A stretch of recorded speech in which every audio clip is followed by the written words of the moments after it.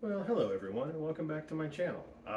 Today I wanted to talk a little bit about, spirituality mostly, maybe a little bit of religion. I guess as I was thinking, I was starting to wonder if I'm being a little harsh on religions. I have my opinions that there are certain aspects of religions that I do believe are absurd.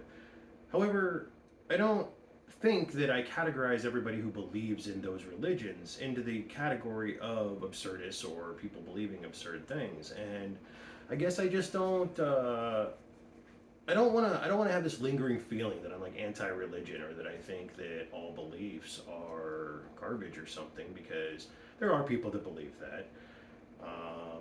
And that's not where I reside. I try to be a little more open minded and understanding of where people come from. And part of the reason I don't really want to bash anybody is because I've had an strange spiritual journey.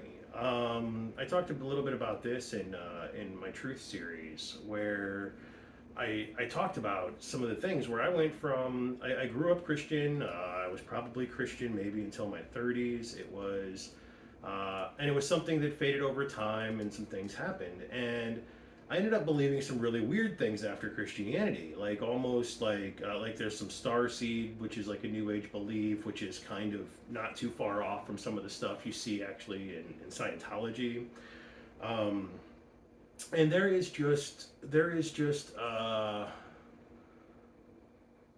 a journey that I think we all take in trying to understand our place in this world. And maybe mine was a little slow, and maybe mine has been evolving for too long. Maybe I shouldn't have allowed my beliefs to evolve so much, but I guess I'm of the mindset that I'm glad that they did. And I suppose even if I see somebody or I think people believe things that may be somewhat absurd or ridiculous, the chance that that's a stepping stone to growth in the future are reasonable. There are a lot of people out there that are using religion in a lot of the ways we would use, like self help or psychology or other things. And I also think that there are a lot of things that religion and spirituality brings to the table that is good for us. And we actually have a lot of science to back that up. And I guess we'll talk about some of that too in a bit. But let's talk about what is it about religion that does grind my gears. Um, One is that, like, we actually force upon others some form of consequence for not believing the same things we do, when our beliefs have no place where we can prove them. And I am very against forcing people to do something that isn't demonstrated to be like the in line with reality. Like, I would have a very serious problem if we were all forced under threat of arrest to, I don't know, kneel and pray every day, because there's no reason to think that there's something there to pray to. There's no reason to think that there is something out there. But there's also enough going on in the world to where that's not disproven. So I don't have a problem with people choosing to pray. I have a problem with somebody making me pray with no evidence that prayer has value. That's the distinction I want to draw. That's the line that I'm after.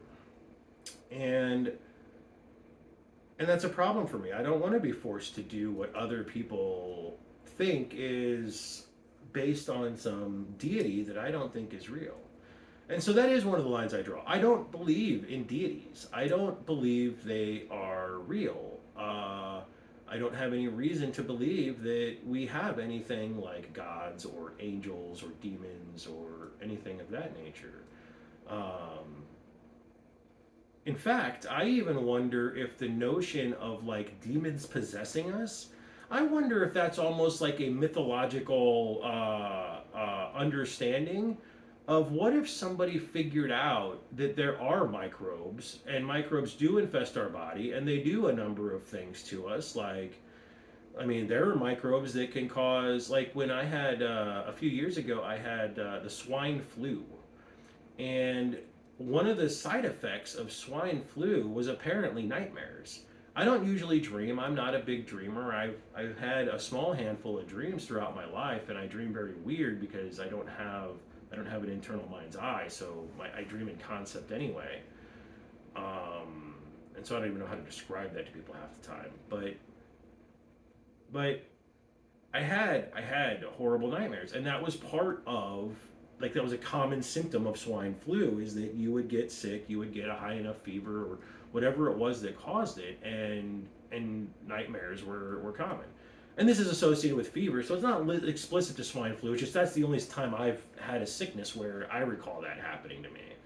Um, and it's probably just because I just don't dream most of the time. At that time, I did. And so I could see if we had a little bit of an understanding that there was an infection, there was a bacteria or something that invaded us, if we somehow had that understanding, and then we went, well, the demons made me have a dream. Well, okay, kind of, because all you got to do is say if the virus made me have a dream or if demons had me a dream. I mean, either one is invading our body, making our body behave different than it is. And so I don't so I'm not mad at people for like believing in demonic possession, because to some degree, isn't that what microbial infection is? Isn't that what we do? And it's very interesting that like religious language tracks with that. Like, we need to stay clean so we aren't possessed by demons. Sounds an awful lot like wash your hands so you don't get sick before you put stuff in your mouth. Because aren't we at the end of the day talking about the same thing? At the end of the day, aren't we talking about something that gets into our bodies, impacts us, and has an effect? And what does it matter if somebody thinks that that is an evil force? We don't know that it does or doesn't have intent. We know that ants don't likely have significant individual thought, but we don't understand if there's an emergent thought process because of the swarm of ants. The ants work so collectively, just like our body. Our individual cells don't really seem to have access to our thoughts or part of our thoughts, or maybe they do, like, because the way the mind heals the body or makes the body sick sometimes, I don't know, it's a really complex area to think about. And so this is one of the reasons I don't like sorry for bumping the mic, I hope that wasn't horrible. And so it's one of those things that I can't just write off beliefs, but I also see that when I have a better explanation, I want to use that. I think germs are a better explanation. I think understanding it through that context is better, and we have things that become measurable in that context. Whereas if we just say demons, we are assigning it something a little abstract, a little frou-frou that what's there to look into? Like, we don't have a way to measure demons. We don't have a way to look for demons. We don't have a way to know if a demon is or isn't there. People have been hurt and killed trying to exorcise demons. Was that something that should have been? And I guess to further this, like look at conditions like syphilis. Syphilis literally makes a person become insane over time. It literally starts causing brain damage, and it tends to make them a little free and uninhibited, and it's a very strange thing. And if you knew somebody to be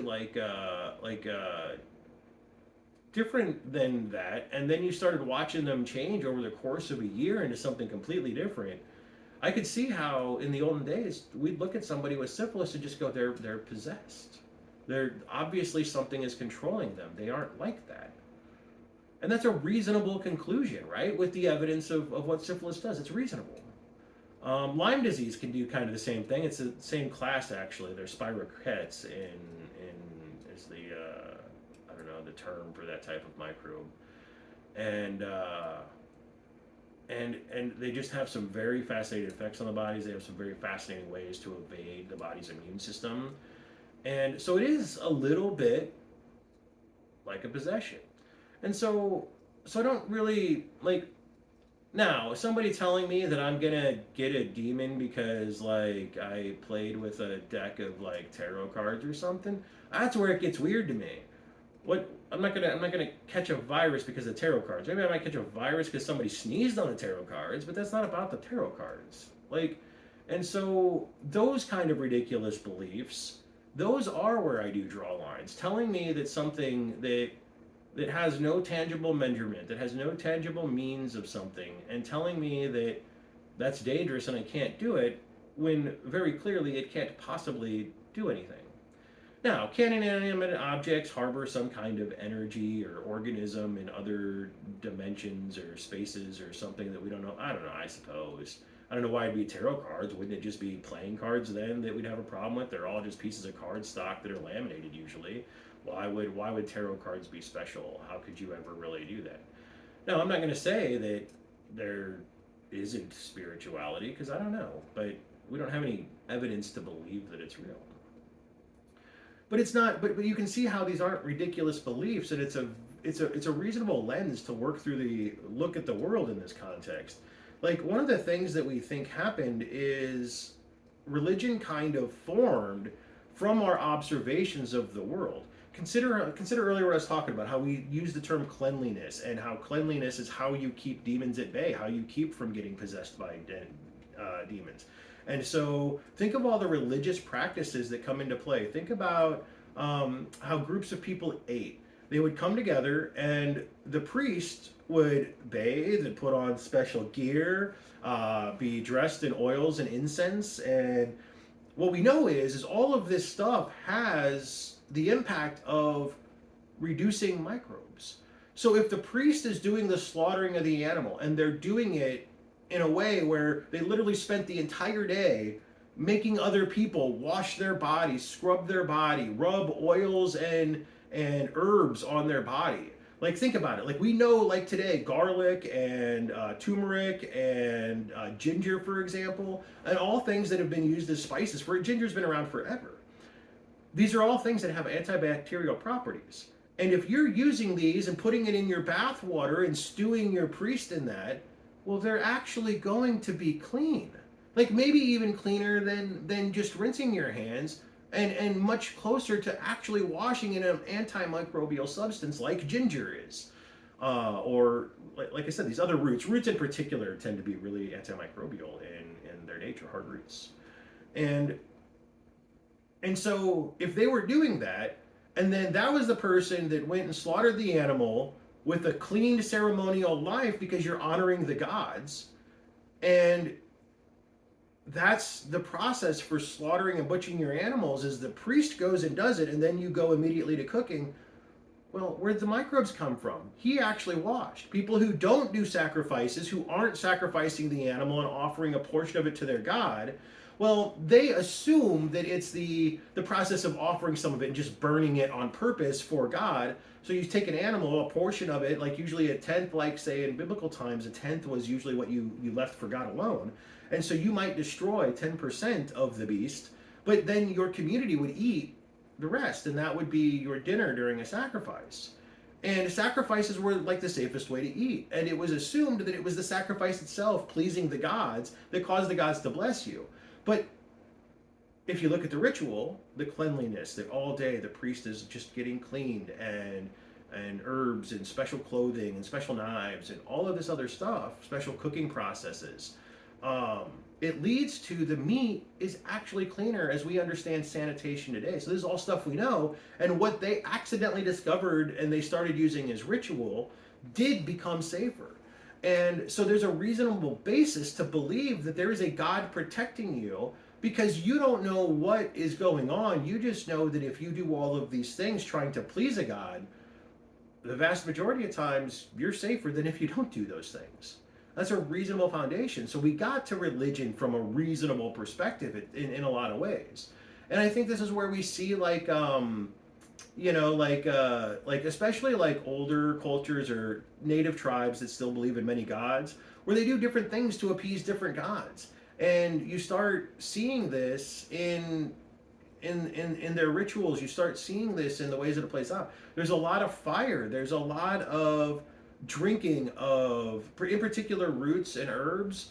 There's a lot of, various medicines from the, not medicines, but there are substances we find out in nature that turn out to have medicinal value. We call them ritual substances. We assign them healing power, but not because they have the healing power as we've known and studied in modern times, but because doing these rituals made the gods treat them better. So it's not just food. It can be, salves or things like, there's a lot of like salves, skin absorbed salves that older cultures use that are pretty effective for things like keeping wounds clean. Like and a lot of that comes, it's ritualistic stuff. This is the ritual you perform for a god when you're in a situation, because that's how you please the god in that situation. Well, that's a different way of looking at it, but it's still equally valid. They're still finding a way to medically obtain and use knowledge, and it's shielded in this ritual. Now, where we have the problem is what happens when we understand this. So now we're today, and like I'm talking about this, we understand now why the ritual of the priest and the sacrifice leads to something cleanlier. Well, now we live in a world where we don't really need that knowledge, because we understand sanitation, and everybody can just do sanitation at home if they have that knowledge. And so we wash our hands when we cook. We don't cross-contaminate things when we can avoid it. We make sure we cook things to a certain temperature. And we do all of these things for sanitation. And I guess what I would be bothered by is if there was somebody that came along and told me, no, don't use your science in cooking.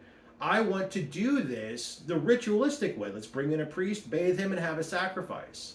Well, the problem I have with that is all they're doing is everything I'm doing, only in an old-timey way, which is likely less effective than the tools we've developed to actually combat the problem, because we understand the problem. And I have a problem with this, and so we lead to things like people don't trust science because they have the way that it's always been, or the rituals the way that it's always been, or rather than relying on what's new, we rely on what we do to appease our gods. And people go to jail for this kind of thing. Like they don't take their kids to the hospital because they instead choose to take their children to like church for a prayer service, and these children are dying. Like, this is a thing that happens. It's not like super common, but it's common enough that it just doesn't need to happen. We have the knowledge above this. And so this is where I get into a little bit of a struggle with that, with religion, because their beliefs and sticking to these beliefs that are based on tradition and ritual over knowledge and problem solving is actually leading to deaths. We're living in a world where we have an extremely effective vaccine against the measles, and yet we have a measles outbreak, or maybe there might be multiple going on. I thought I heard. I don't know. I'm not super up on it. There's so much news to keep up on today, and I get such little glimpses of this and that, and it is tough. And how do you live in a modern world when there's this much information? I think that's part of the problem. I think that's part of the problem with our distrust, right? We're so specialized, and we're so distrusting of each other, and we're all wanting to do it the way we've always known that it's always worked, and we're afraid to trust new information. We're afraid to trust the people that are telling us the new information, and we're all in our own little silo, and all we know is all we know, and we're too scared to listen to somebody because we're told that, I don't know, vaccines are giving people autism or whatever people are making up these days. That's a study that the guy who made it up actually admitted to making it up. He showed his technique for how he got the fraudulent numbers. And we have that being cited again in modern society. We're talking about that like the person who did it didn't admit it was fraudulent. And like these are more beliefs that, like, we see this a lot more in like the religious communities where I trust God will protect us, we don't need man's protection, which again, another absurd argument to me. That's like if that's your answer, go full Amish. Look, I respect the Amish. They believe what they believe. They believe technology is evil and that they can't participate, and they do that wholesale. They said this is our limit of advancement, and you know what? There's respect in that. They're choosing a different life. They're doing it a different way. They're living their life, and they're not telling me to do it their way, and I respect that. They're not demanding I live their way. As a matter of fact, they send people out into the world as a coming of age ceremony so that that person isn't sheltered into just believing what they believe. They are supposed to go out to the world, and they are supposed to see if they are called to the Amish. And I don't really understand the full process, but I also respect that. They understand they're an isolated community, and they value education to the point that they insist that their people go out and have a specialty. Or not have a specialty, but go out and have and learn about the world outside of their specialty, I guess is what I was getting at, or outside of their silo, or like, and the Amish, a group of people that are that isolated, that are that, no, they're not super isolated. They'll still trade with people to get what they need and whatnot. They're not like against our way of life, as far as I can understand. They just don't want to live our way. They believe that they have different ways of living, and that's okay. But I do have a problem with the person who comes and knocks on my door telling me I'm going to hell. Like, why? What entitles you to come up and just start berating me at my front door? Why do you think that's okay? What's wrong with you? That is entitled.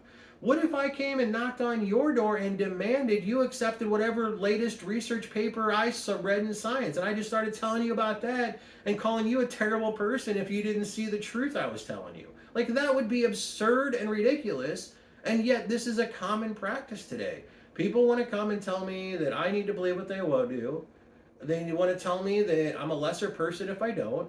They want to tell me that I'm a fool, or I'm uneducated, or I lack understanding, or that the devil controls me, or like, stop doing that. Why do you have to be mean? You're like, Christianity is built on Jesus. Do unto others as you would have them do unto you. You want me knocking on your door and telling you you're evil and deserve hell simply because you believe a different thing than me? Is that what you want to do? That's not what Jesus said to do. Go talk about your message, but don't come to my door to do it.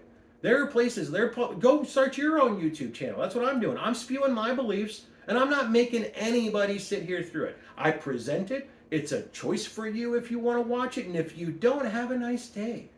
Why can't religious people take that as an answer? Why can't they see the world that way? Why do they have to be pushy? Well, see, there's another problem I have with religion. I think it's justifying themselves. I think that if you aren't sure about what you believe, that you're going to have to reinforce that. You're going to have to face your own weakness in your belief. And what's the best way to do that? Well, get others to believe it too. If you can get other people to believe what you believe, then obviously your ideas now have merit, and therefore you have merit. And so I think it's a source of validation for these people. But I think the more somebody needs to evangelize, I think that's a sign that they probably aren't too sure what they believe. And based on the people that have evangelized me, I would say that's true, because hardly any of them understand their book. They will come and they will cherry pick their favorite phrases, but then when I go back and I start citing the Bible back at them, and I start telling them other things that maybe they don't want to hear, or they didn't know was in the Bible, or that they didn't even know the Bible contradicted themselves, it tells me you're out spreading a message you don't even understand. So I don't think you're trying to share it with me because of some mandate. I don't think you understand the mandate Jesus made in the first place if you think knocking on my door to tell me I'm going to hell is a valid way of pursuing that. I don't think Jesus ever would have done that. I don't think Jesus ever talked about hell, or, I mean, occasionally he was like, look, people are going to make their choices and they'll get what they get for that. But that was about all he spoke on it for the most part. Most of the other stuff we hear about hell and punishment, comes from the apostles or somewhere else. It's not Jesus. Jesus doesn't care. There was this talk about how he went down to hell to conquer death during I don't remember either. Maybe it was during the 3 days he was dead. He was in hell kicking ass, I guess, or something. But it's astonishing to me to how many people have tried to tell me about this Jesus guy, and they have no idea what Jesus was about. Like, literally, Jesus would have been the biggest motherfucking hippie you could imagine. He would be out there going, look, peace, love, and kindness, people, that's where it's at. Why are you chasing money? Why do you have mega churches? Why are you selling shit to people who are coming to worship a God? Why are you telling people that they have to give or they're terrible? Or why are you putting emphasis on amounts? Look, people give If people in a church should be giving because they want to give to their God for whatever purpose they want, not because some pastor needs a fucking private jet so he can fly around and tell more people to chase money. That is not Christianity, and if you think it is, I got news for you. You need to sit down and actually read the fucking book you claim to believe in. Because that is not what it's about. It is not about money. It is not about personal growth or personal satisfaction. It is about growth. It is about being kinder to others. It is about giving yourself to your community. That is what Christianity is about, and that is not what I see in practice today, and it sickens me. Probably part of the reason I stopped being a Christian, because everybody's talking about love all the time, and all they're doing is backstabbing. All they're trying to do is make money. All they're trying to do is make excuses to why they don't have to give to the church while everybody else should. It's the fucking sickest shit I've ever seen inside the church. People are just as broken inside the church as they are outside. And for whatever reason, people will look at each other and go, "Hey, you're the same faith, so I give you a pass," no matter what it is. And like I knew a guy that was a fucking pedophile. Hate this motherfucker. He's a sick fuck. He admitted to it. He was caught with child porn. He admitted to it. And my ex-wife told me that he's definitely not a pedophile because he was leaders of her youth groups. And so because he never diddled her, she gave him a pass. That's about all I'm going to say on this. I thought he was a monster. I thought it was criminal that people in the church took their children around him. I thought it was criminal that he was like allowed to be in a church congregation with children after he got out of prison. And people are just like, "Oh, he's a Christian, he made a mistake. He fucking had child porn." He was supporting an industry that diddles little children. I'm sorry. I got no use for you. I'm sorry he got let out of prison. That's where I stand on that issue. That's crazy to me. And my ex-wife swore up and down he was a good man because he didn't diddle her. Well, how do you know? Was he even into girls? Most of these youth pastor kid diddlers are into the same thing that you got. Like, it's... So yeah, I got lots of problems with the way people behave in churches, but no more than the general public. It's just easier to point out the churches because they assert they have beliefs, and then when they don't live up to them, it's so much more disappointing. So are we harder on churches because they assert they have morality, and then they show a complete absence of it? Well, yeah, I would definitely hold the person that asserted their morality over the person who's like, "Yeah, I'm a thief, I don't care, I do what I want to live." Okay. At least he didn't try to pretend to be something he's not. He just admitted what he was. And there's a certain amount of respect I have for that. But truth is one of the things most important to me about life in general. Well, anyway, I guess a lot of this is, come at the Christian church, but they're not the only ones. There are extreme Muslims. We had a big problem with this after 9/11. There were Muslim people that decide they want to kill all the infidels. They have problems. Christians, big enemies, I guess, of Muslim radicals, and they have their problems too. But I've also known a lot of Muslims that were literally like some of the gentlest, kindest people I've ever known. I got no problem with that. If you're just a gentle, like, honestly, I've had better experiences with Muslims being decent people than I have with Christianity. And I grew up in a Christian church in the middle of the Midwest where there was, you'd have a town of 400 people and have 2 churches in it. It's crazy. You don't need 2 churches for 400 people, but you got people that want to believe slightly different. That's fine. You'll have that. Which I think is another thing that's telling, that we have so many different kinds of Christianity. Is your religion really all that valid if you actually believe it 45 different ways? I think that's a question that if you believe in Christianity, you got to ask yourself, why has the religion needed to fork so much? Why has everybody needed to do it their own way? What caused that? Why is that? And if there is one true God with one true message, how can there be 45 different denominations of that all saying the others got it wrong? The same goes true for other religions in general. The Muslims, the Jews, the Christians, they all say, "Oh yeah, I got the one answer, and any other answer, you're going to hell." Well, okay, you haven't even proved to me that there's God, and then you're trying to tell me that I'm going to hell because not only can you not prove your God, or you not only can you not prove a God, you can't even prove your God is better than the other God. So even if somebody proved to me there was a God or gods, how do you prove to me which one's the right one? When everybody's claiming the same one true God? And it's just it's just insane to me that people don't ask these kind of questions, that people aren't inquisitive to this degree. There are other religions too. Like I mean, again, most of these other religions though don't bother me, or they don't like try to push it on me like Christianity does. Like that's one of the things that seems uniquely Christian is the way that they try to push it. Um, Particularly in a couple of the a couple of the versions, like the Mormon flavor of Christianity or the Jehovah's Witness flavor.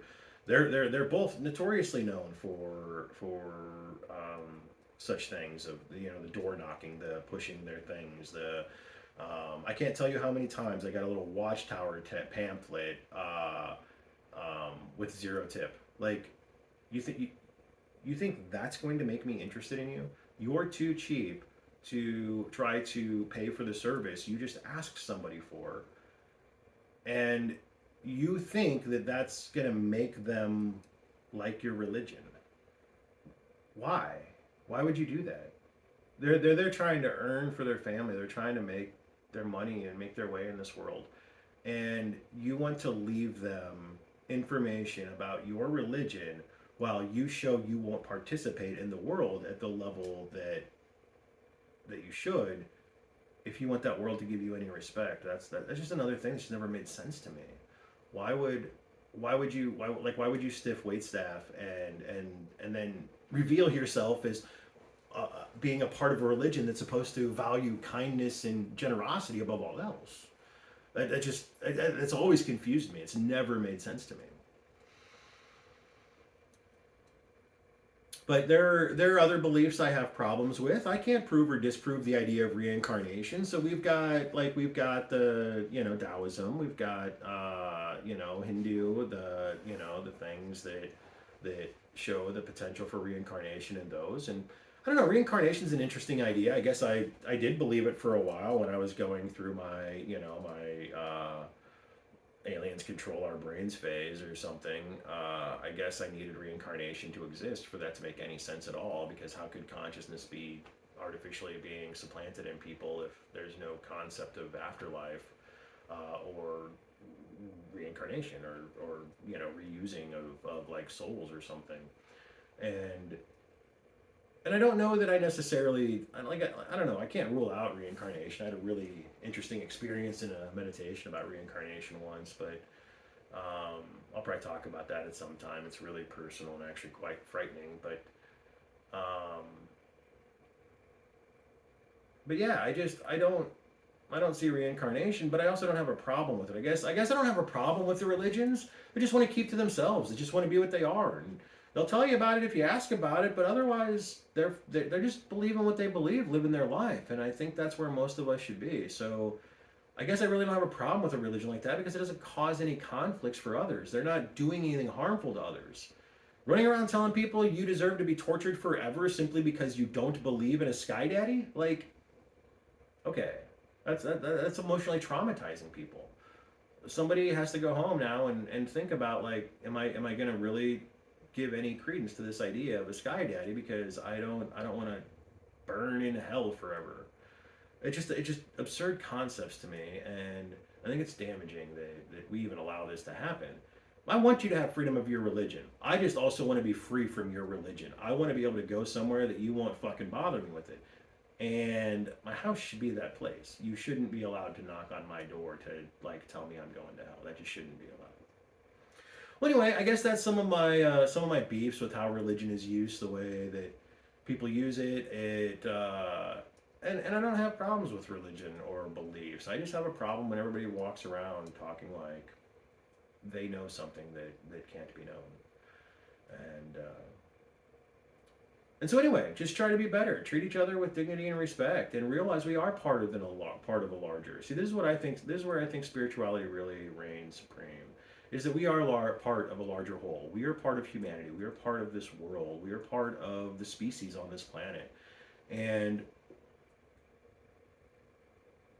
what could we be doing that could make our lives greater by participating in that which we are a part of, rather than demanding everything that we're a part of gives us individuality. And I think that concept in and of itself is just contrary to the idea of spirituality in and of itself. So it's just very weird to me when religions get so egocentric or individualistic. Anyway, with that, I think that's about all I can think to say on the topic. Sure, I'll probably be offensive, and I hope I handled this with reasonability and care. Anyway, until next time, be well.